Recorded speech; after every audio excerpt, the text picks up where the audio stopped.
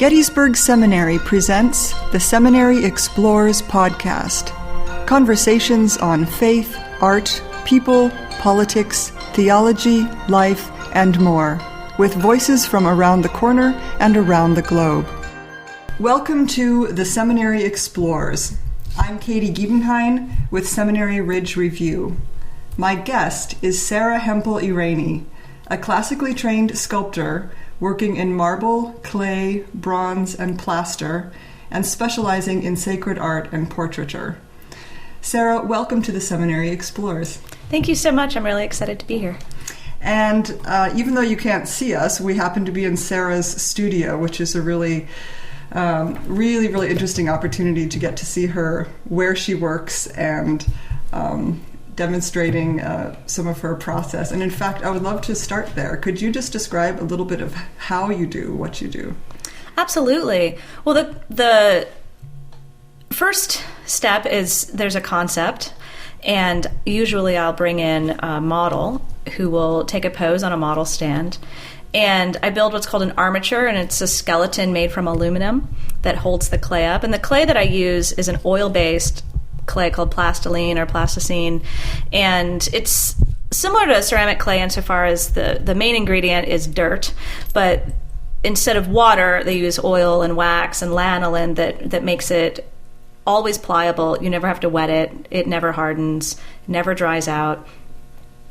So I use that clay, I get it warm and it becomes pliable, and I start looking at the model.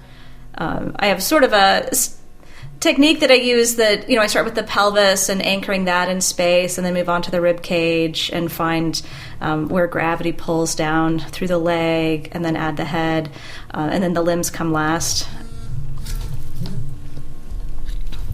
If I'm working on a portrait, I look at the profile and I add clay with a mallet, which is always shocking to the model to see this sort of ball of clay being hit and shaped with a mallet or sometimes even a small board. And in about 3 hours, I can map out the figure or the portrait. But it takes weeks to refine. And then, of course, depending on the size, it can go up to a year for very large pieces or pieces with a lot of detail. But because the clay is oil-based, it doesn't go in a kiln. And I usually have someone come in, or I send it out to have a mold made. And the mold making process is sort of another craft altogether. And there are people who specialize in that. And I know how to do it for portraits, but I tend to not do that in-house. And then once there's a mold, it can either be cast in plaster or bronze. And then the plasters go on to become marble. They're called a carver's model. And the stone carvers are able to take tiny measurements using a pantograph-like machine. So the pantograph isn't really a machine. They just call it one. It's a measuring device. And they are able to take thousands of measurements and copy the plaster into marble. And this is how they've been doing it for thousands of years.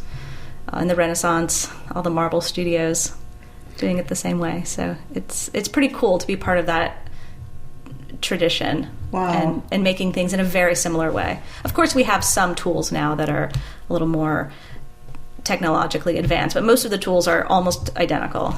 Wood and wires wrapped around wood and blocks of wood, and our hands are the most incredible tools. And some of your tools are from Italy too, I think you said that. Right. We went to Italy when St. Joseph, the big marble commission, was being carved in Pietrasanta. And while I was there, I picked up several handmade tools, and I picked up some clay. So all the green clay you see in here is handmade in Italy. Wow. It brings me there. I mean, it's so exciting. So could you describe one of your, an example of one of your commissioned pieces, so where something has ended up? I guess we've started talking about a bit about how you do something, but you said, you start with the concept and then you end with this piece. Like maybe you could talk about one of the marble pieces. Certainly. So in 2002, I was commissioned to do over life-size sculptures in marble of the Virgin Mary and St. Joseph for a church in Potomac, Maryland. And I had to map out initially how I was going to do this enormous task. And I started, of course, with making a tiny model, and I made 3 or 4 models and at different sizes and different scales, and then I presented them to the church. And when they came upon a design they liked, then I brought in a model, like a figure model, and made a costume and posed the model, and I articulated it very carefully at 1/3 the scale in clay. And then once the church approved that, that sort of got the big process rolling. Okay. So once they approved of the design and the concept and the feel, then kind of the construction began, so to say. So I had to build out of wood and wheels, a kind of a wheeling base. And then on that, I brought in guys to weld an armature from steel, because a flimsy aluminum armature would collapse under all that weight. And then added foam to fill out the space. And then once the space was filled out, I could lay the clay on top. Okay. And then, every detail was articulated, and all the textures, top to bottom. I did it a scale, 1-to-1 scale, because at the time I didn't feel confident in my ability to make a smaller scale model that could be enlarged. And, when you enlarge something, any tiny, tiny mistake, is enlarged 3 times. So... And scale does affect things. It does, more very, than you very realize. much. Yeah, it's not, Very much. So I spent years working in the studio, I brought in different models, because especially with the Virgin Mary, I didn't want her looking like anyone in particular. I wanted to make her iconic. And I wanted to present a newer version, my own version. The Virgin Mary's been made 10,000 times. So I wanted her to be unique and yet recognizable, and human but divine. And so all of these things. So I brought in lots of different models and kind of did a composite look. And then I did some things where I smoothed out the nose in the way that Romans and Greeks, if you notice the bridge of her nose is very flat, and that's sort of the classical ideal. I think that look tends to make her, takes her out of being just a regular person. And I just don't want people going to church saying, "Oh, that looks just like my aunt," or no, I want this. This has to be the Virgin Mary.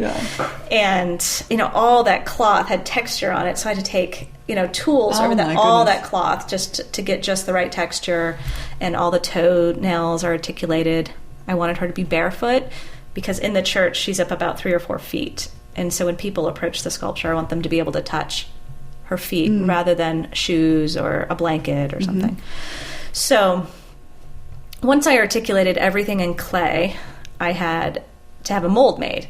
Well, this thing is so large that I could fit inside of the mold. It's just so big. So I drove it out to Baltimore in a U-Haul, and everything's on wheels. So we're wheeling it up the ramp, and I had a mold maker out in Baltimore who did molds for one of the big foundries, and so several pieces fit together, and is made from latex and plaster and rebar to hold it together. And so he made a plaster cast, and then had to glue all the pieces together and finish it off, and then the cast went to the stone carving studio. So the Virgin Mary was carved here in the States, but we imported the marble from Italy, and we brought 9 tons over, which was way more than we needed. We probably needed 1/3 of that. But to have marble cut cost just about as much as the additional shipping. So we just thought, well, just bring the whole thing. Right. So somebody down in Virginia got a refrigerator-sized chunk of marble that we cut off. It was fortunate because there was a crack that went through it. So we made sure that we had cut off the part with the crack, and then carved from the whole piece. And this marble, if I could describe it, I wish you could see it. It's like the light. There's light from within it. Wow. Because it's translucent almost, and it's very thick. It's 2.5 tons. But where the hands are especially, it just feels like light radiates from it, which, in my opinion, makes it the perfect material for sacred art. And if you hit it with a metal tool, it sings. I mean, it's magical. That's all I can say about it. It's magical. And we got this marble from the same mountain that Michelangelo was, you know. So, I mean, people have been taking marble out of Carrara Mountains for, Caesar Augustus was taking it out, I mean, forever. And then St. Joseph, as I was doing the concurrently, so while the carver here in the States was working on Mary, I sent the plaster cast of St. Joseph to Italy. And using the pantograph that I described, which is sort of, it's difficult to describe without an image, because it's like a 3-dimensional compass, a compass that you would take a measurement with. Okay. So it measures along, if you think about math, the x-axis, the y-axis, and the z-axis. So it measures up and down, side to side, and then in space, into 3 dimensions. So they take 10,000 measurements. So they have 3 fixed points on the plaster, and they, you know, take to the edge of the nose or something and bring it over to the marble and carve until they hit that spot. And they bring it back to the plaster, take another measurement, and bring it over to the marble and carve it until they meet that spot. Wow. And they do it over and over and over. So if you can imagine how tedious this is. And then, of course, towards the end is where the finesse happens. So that's not so tedious. I mean, it's, you know, texture and bringing out the character. So once that was carved over in Italy, I had a team of crate makers, Italian crate makers who crate art, and that's their job. And so they made this wooden crate and put it on a barge with some Italian clay that I just ship this with, you know, what's a couple hundred more pounds. There, yeah. So they sent it to New York, or Elizabeth, New Jersey, and it was impounded by Homeland Security. Because what is this? You know, what is this huge crate with, you know, it's heavy crate. 3 tons of marble. So for 3 weeks, you know, I'm pacing my house waiting for a call from, and then there's sculpture movers. And so I have a team out in Philadelphia, or just north of Philadelphia, who went and picked it up with a crane and brought it down to Potomac. And with a crane and a forklift and some sandbags and a crowbar, we managed to get this 3 tons of Joseph through the doors of the church and onto a pedestal. So this whole process was about 5 years to do both of them. And you know, it wasn't nonstop work, because I had, you know, once I finished up the clay, I was waiting for molds to be made and waiting for shipping. So there was a lot of waiting in that 5 years, and where I worked on some other kind of minor projects. And but some project management skills would have been greatly appreciated at the time if I still managed to figure it out and had spreadsheets.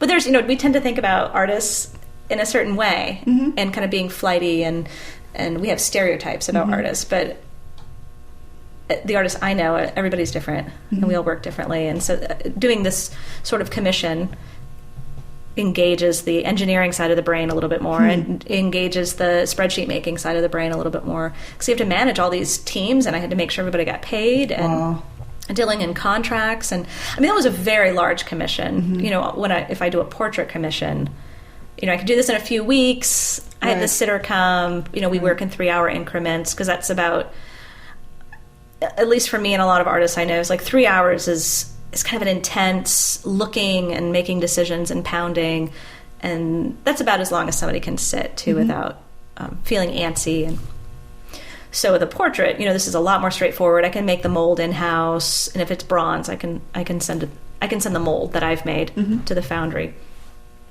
And then I get somebody to make a base, you know, where like a wooden base or a stone base, and we mount it on. And, you know, so that only takes a month or so versus 5 years for all of this marble and shipping and import and everything.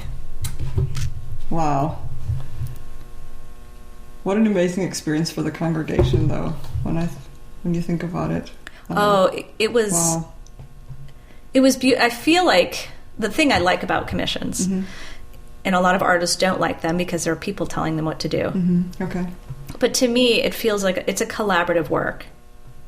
And you want the piece to be a true work of art, and yet it's reflecting who they are as a congregation. And congregations have personalities of their own, and made up of the people who are there and the dynamic they have. And this particular congregation was, and probably still is, very intelligent and very interested in art history and tradition and beauty, and and they were very engaged. And I've worked with other clients who are a little more like, just do your thing. Right, sure. And they weren't engaged in a micromanagey sort of way, though they didn't like Joseph's hair. The first time I did it, I made his hair curly, and they didn't like it, and I was so upset. Don't tell me what to do. I'm the artist. And as soon as I calmed down and breathed in a little bit of humility, I realized they were right, and I changed the hair, and it was so much better. Sometimes artistic decisions made by the artist are the right decisions, and sometimes they're not. And so I don't know, I enjoy working collaboratively like that, as long as it's a considerate and respectful relationship, and not you're just going to be our hands. Right, exactly. It was very collaborative, and it was enjoyable. And I would go down to see them, and sometimes they would come up to the studio and watch the process and see how it progressed. And they have a relationship to the piece, to the results. Do. It's not just something that appears. It's like, this is something that's also a part of us. Yes, exactly. Which is why I think it's beautiful to commission original art for a congregation. They have catalogs where you can pick something out, and a lot of places do that, and a lot of places that's what they can afford, and that's the best that they can do, and it enhances the space. But to create a piece that's really, really ours is magical, and it really means a lot. I think it really means a lot to the congregation, and I've gotten some really good feedback over the years. And I haven't been there in years, but every now and again I'll go and visit them. And and that also is something that connects you back, even if it's a new original piece, but it also is one of those things that connects you back to something that's been happening for thousands of years. Yes, right? Absolutely. So, yeah. When we think about, especially the Renaissance, I'm particularly interested in the Renaissance, but the way that they were commissioning things, and there wasn't this sense of the lone artist, especially in sculpture, but there was a workshop, and everything was kind of done collaboratively. So I love that feeling of being connected to Michelangelo and Bernini, and of course, we live in a very different world, but there's some, we still are using the same tools and the chisels, and now we have pneumatic hammers, but that just replaces the pounding. The chisels are almost the same. And the marble is coming from the same place. And there's a spot in Pietrasanta, which is the town just south of Carrara, and Carrara is where all the marble comes from. And in Pietrasanta, there's a plaque on the ground that said, Michelangelo was here. So it's like everyone's very aware of the presence of Michelangelo still. Wow. And a lot of the stone carving studio I worked with was the third generation. And there was probably more, but the three generations were working there. Right. So this is in their blood. This is who they are. And so being connected to that was incredible. Wow. And it was a very rare opportunity, because people just aren't putting marble sculptures in their churches. It's very cost prohibitive for a lot of congregations, for one.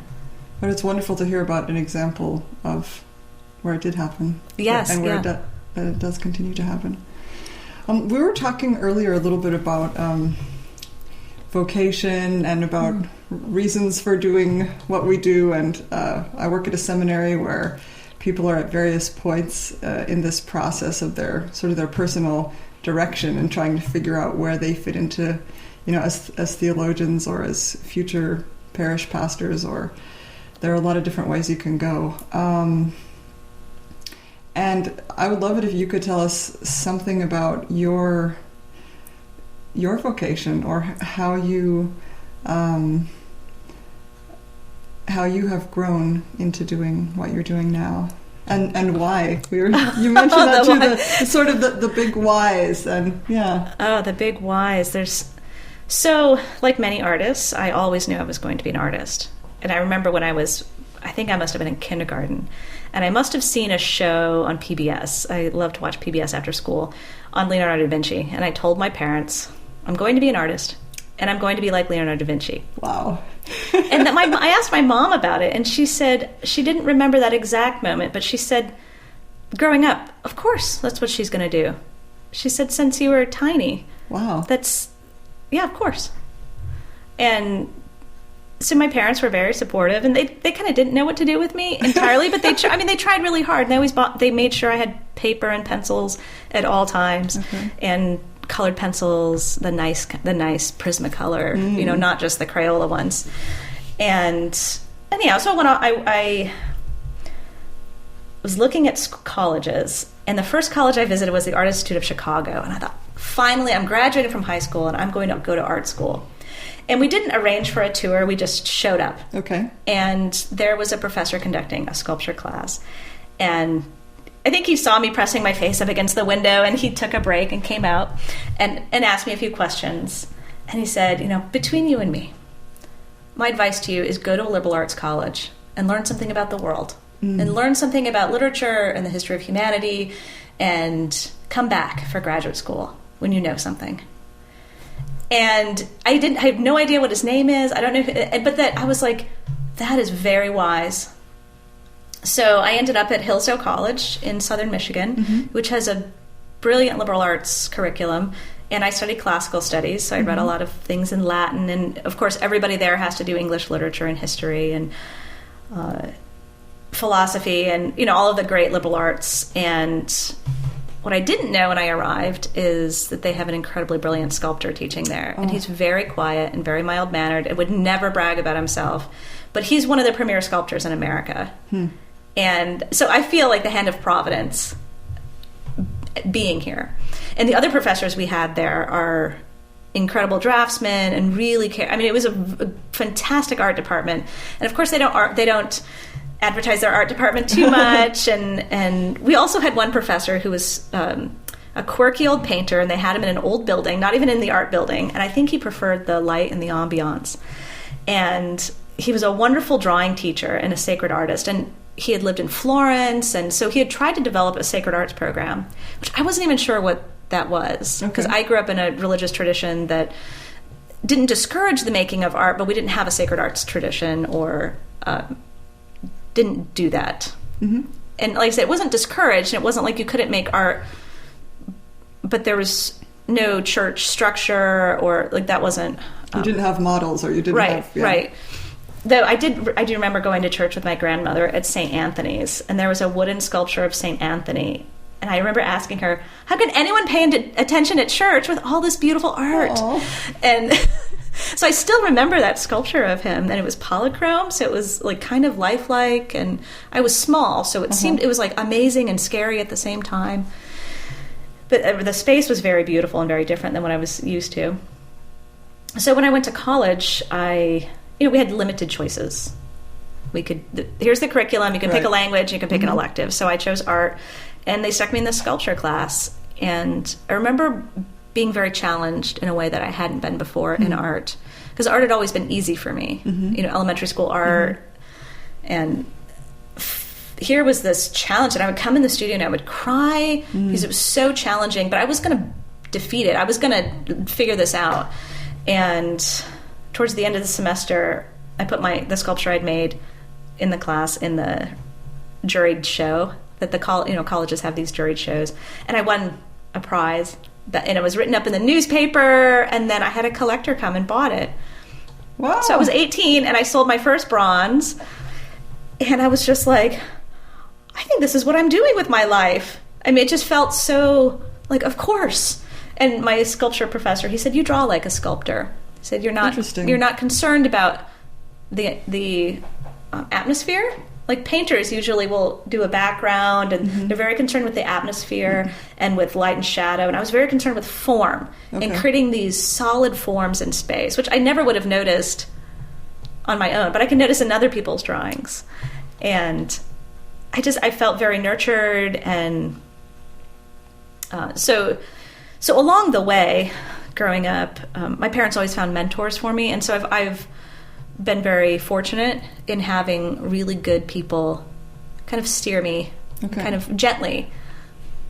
Tony Frudakis is the sculptor in Michigan at Hillsdale College, and very gentle nudging, and wasn't one to lavish praise, and he would sort of cross his arms and raise a brow, and I was like, that's an approving look, or he would come and say, would you like me to tell you or show you where to go? And I'd always choose show me, because a lot of people in the class felt like, don't touch my art. But I wanted to learn so badly. I'm like, I don't care if you hack off the face. Right. Like, show me how to make this good. Yeah. And there was times when, there was some hacking off of noses. But when I was working on the Virgin Mary, I worked on the portrait for 3 months, and it did not work. It could not. I mean, it just was not right. And one day, I took a saw and I cut it off, the entire head. But I think that I wouldn't have had the courage to do that if I hadn't had someone like Tony showing me that it's okay to cut off the nose and start over again. And he would say, well, you've done it once. You can do it again. And you're going to do it better this time. So I took off the entire head, and I did it right in a few weeks. So I'd spent months toiling over it. It just wasn't working. And sometimes it just doesn't. Wow. So anyhow, you were talking about vocation. So it felt very obvious to me. And yet, okay, so someone declares, I want to be an artist. Well, what does that look like? How does that play out in your life? And there's a million ways to be an artist. And I had sort of mystical experience. I went to Europe for the first time, which is, when you're a young person especially, it's very perspective altering and life transforming. And I remember leaving to come back to Michigan, not wanting to, and I was crying the whole way, and I didn't know what I was going to do. I was a junior, and it was my summer after my junior year, so I had to start making decisions about what I was going to do with my life. And I had no idea. And that sense of, and I see it in a lot of young people at that time. It's like college is almost over. Right. What's going to happen now? And it's terrifying. And I had this vision of a sculpture, and I drew it out, and I wrote a little bit about it on the back of an envelope on the plane. And when I came home, summer was wrapping up, and I told Tony about it. And he said, don't talk to anybody about it. Just make it. He said, the more you talk about what you're doing, the energy will leave. And you want to put all of the energy into what you're doing, what you're making. So over the next couple of months, I made this sculpture, and I felt like it was, I guess, a call. I mean, a vocational call in the very true sense of vocara, to call, that God was saying, this is what you're going to do. This is who you are, and this is what I'm calling you to. And I was so clamoring for, okay, well, what does this mean? What does this mean after I leave? And I was trying on different, sometimes when I have an idea, I kind of I wear it for a little while. I'm like, okay, this is what I'm going to do. This is what life's going to be like. And I see how it feels as an idea. And one of the advice that was given to me, and I can't even remember from whom, was to find an artist whose work I admire, and see if that artist is teaching or, at a graduate school, right. And then look into graduate schools. So I did that, and the internet was just kind of coming on the scene. At least for me, I'm sure it was probably everyone was using it in California. And so I was just looking at artists and seeing what was out there. And one artist caught my attention in a gallery out in California, and I wrote them, I'm like, oh, is he teaching anywhere? Oh, who is this guy? And they're like, let's just put you in touch with him. So I emailed a fellow by the name of J. Hall Carpenter, who's a Washington artist. Oh. And I kept emailing him questions. Okay. And do you know his didn't work? he do some National Cathedral stuff? Okay. So he was the artist in residence of the National Cathedral for 25 years. Wow. Very, very young. Started there when he was 17 or 18. He was very young. So I just kept bugging him and asking him questions. And finally, toward the end of the year, he asked if he could call. And so he called me and he said, do you want to come work in the studio? And my heart stopped. And I was like, yes, of course. Yes. Where do you live? I didn't even make the connection where he was, or if he was still in Washington. And he was installing some sculptures in Barrington, Illinois, just north of Chicago. And my family's from the Chicago area, so I had relatives there. So he said, I'm delivering some sculptures on such and such a day. How about we have a formal interview? Okay. So my mom and I nervously, drove up to Barrington and stayed with our cousins. And this is actually a really funny story. I went to the church at the right time, and I paced, and he wasn't there. And an hour went by, and he wasn't there. And another hour went by. And I went to the church office, and I'm like, there's supposed to be a sculpture installation. Mm-hmm. Is he coming? Like, what? Like, did I get the wrong church? What is, I was so nervous. I felt like I was meeting a superstar, and, and what's he going to think of me? Am I in the right place? And she said that he had just called and was at the emergency room. Oh. And so, of course, my heart is pounding. And he finally arrived, and he could barely talk. And he just, a very humble, easygoing person, and he had run the U-Haul into the overhang of the hotel, and broke a sculpture, banged up his face, and he said to me, this proves you do not have to be a genius to be a sculptor. So I felt kind of like disarmed, this guy he's a real guy, he's really funny, and he had to repair the sculpture, and he brought tools and everything because sometimes things happen when you have a bunch of statuary in the back of your U-Haul. So I was able to see the sculptures in person and able to talk to him, and I was really impressed with who he is. He's super easy to be around and very smart, and very good at sculpture, and has he's been working as a sculptor for how many years by then. This is when I was still in college. So, and after college let out, I spent a week with my family, put everything in my car, and drove to Gaithersburg, Maryland, mm-hmm. and worked as his assistant in the studio. So every day I came, and there was sort of what I like to think of as a hazing process. He had me casting, and I didn't know what I was doing. I was covered in plaster. Oh. He had me crawling under the house to pull out molds and tools, and there's bugs, and but I learned so much just watching him work. And so it's like the apprentice model. Yes, basically. absolutely. Okay. Which we don't use very much in America, but which is unfortunate. It really is. Because I saw that it wasn't even, I imagined sculptors, being in the studio 24 hours a day, and there's so much to studio management that is not sculpting. And I watched him do all of that. And I watched, very prolific artist, and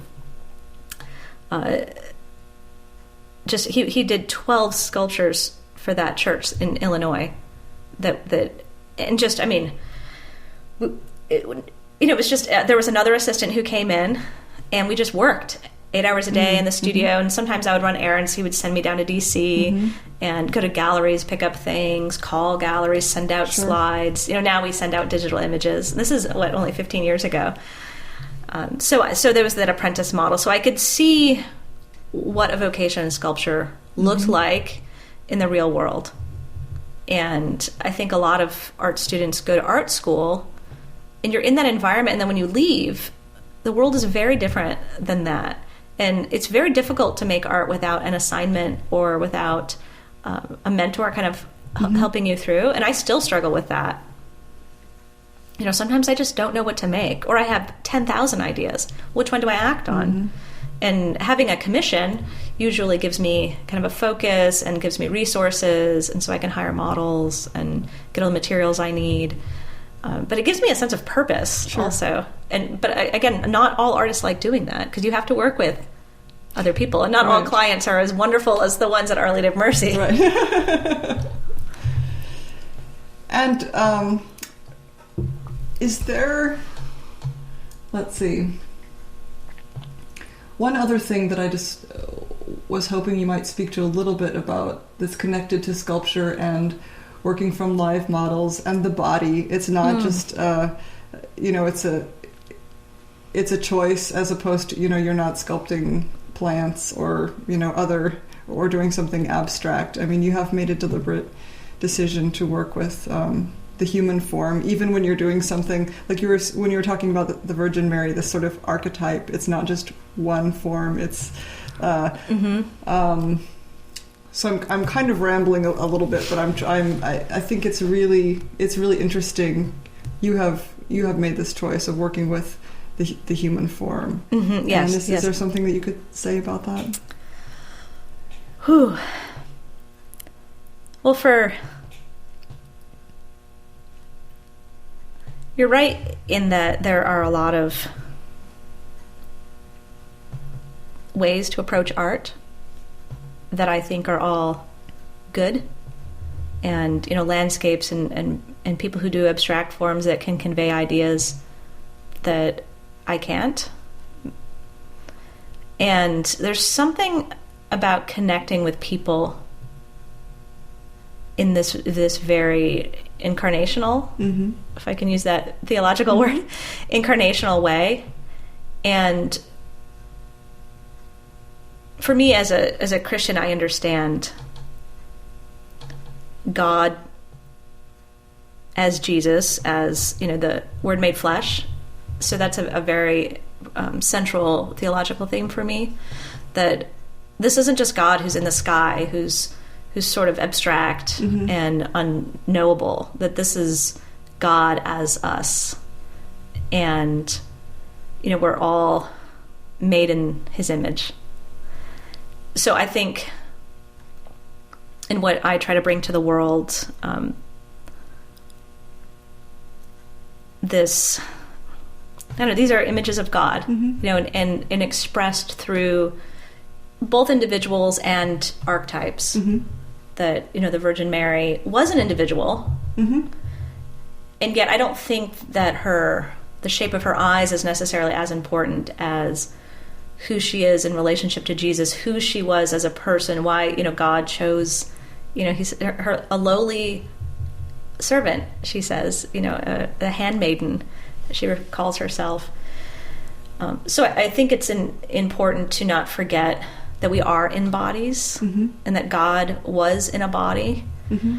And I do think, especially people who tend to be more in their heads than in their thoughts, which I am very, very often, to realize that God is with us in this, and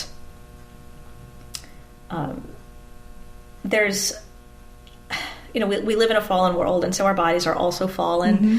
and what we do with them is fallen, and what we do to others is fallen and broken and not ideal and not the way that he created it. And I love working with models who are imperfect. They're not magazine spreads. Mm-hmm. They've had children. Mm-hmm. They're too fat or too tall or have tattoos or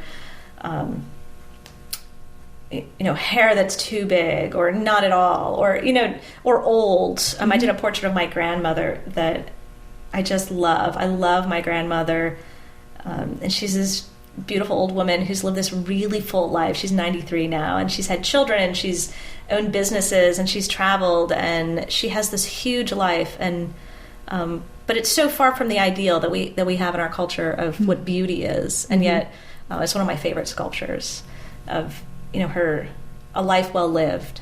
I'm very interested in ideas of being in a female body, mm-hmm. and I am not a mother through birth, but through adoption, and yet I can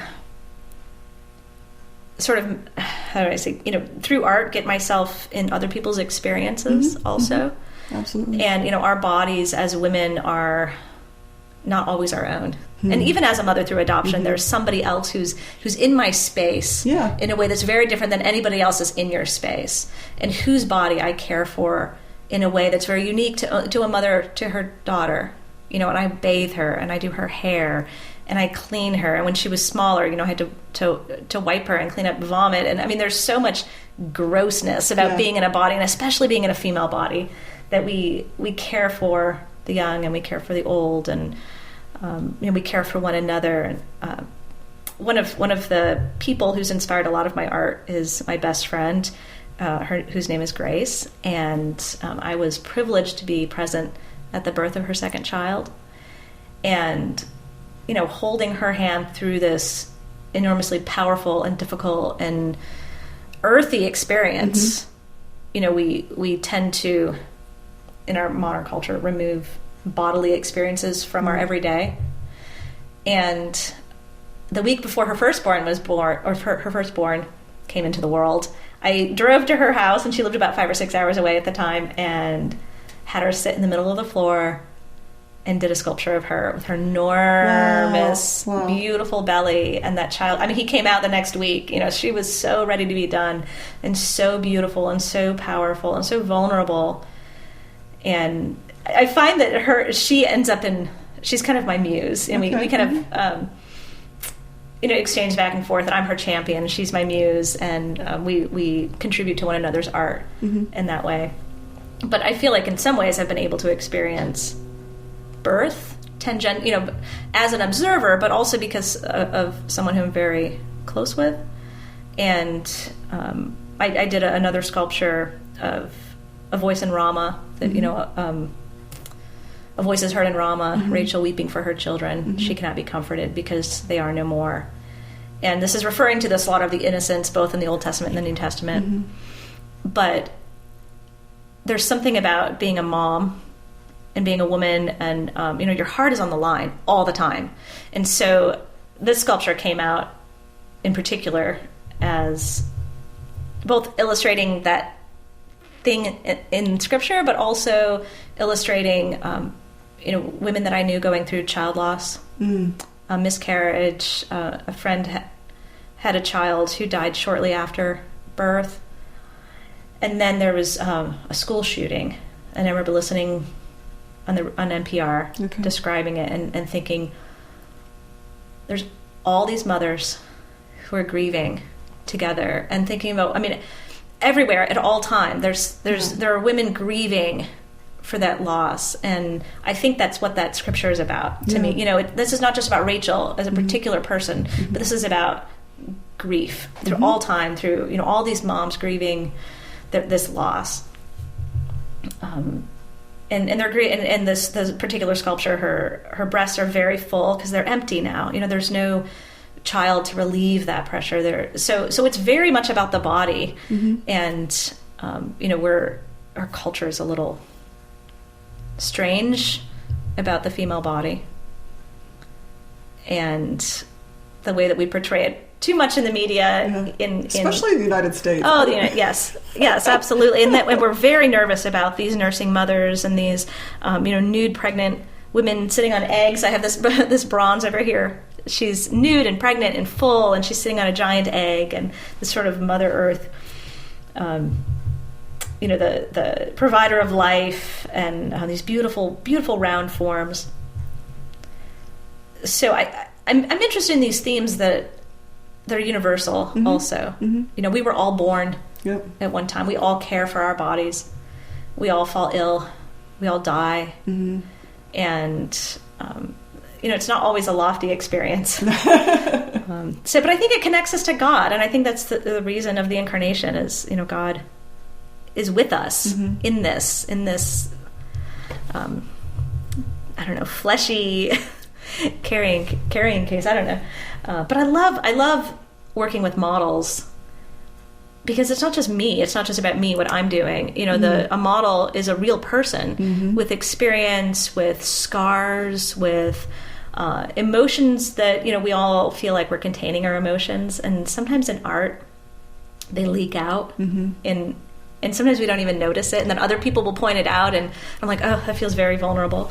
But models bring a bit of themselves, and it gets into the work. If the work's good, it gets in. And I'm technically proficient, and I know how the step by step to make a sculpture. But there's a certain gulf in between technique and the finished project that is magic. And I don't know what happens in there entirely, other than this person leaks in. You move the clay just right, and it happens. So it is very mysterious, even to me, even though I supposedly know how to do this, but what is it that makes it happen? So I don't know if that answered absolutely. Was that too big of an answer? That's beautifully put. Thank you so much for your time today. It's been a real pleasure to talk to you and to get to see your work here in the studio. You have a website. It's Hempel Studios. You could go to www.hempelstudios.com. Thank you so much for having me. This has been really enjoyable to talk to you and get to know you. You've been listening to The Seminary Explores. I'm Katie Giebenheim with Seminary Ridge Review, and my guest has been sculptor Sarah Hempel-Irani. Thank you so much, Sarah. Thank you. You have been listening to The Seminary Explores from historic Seminary Ridge in Gettysburg, Pennsylvania, a production of Gettysburg Seminary. We invite you to visit our website at www.ltsg.edu.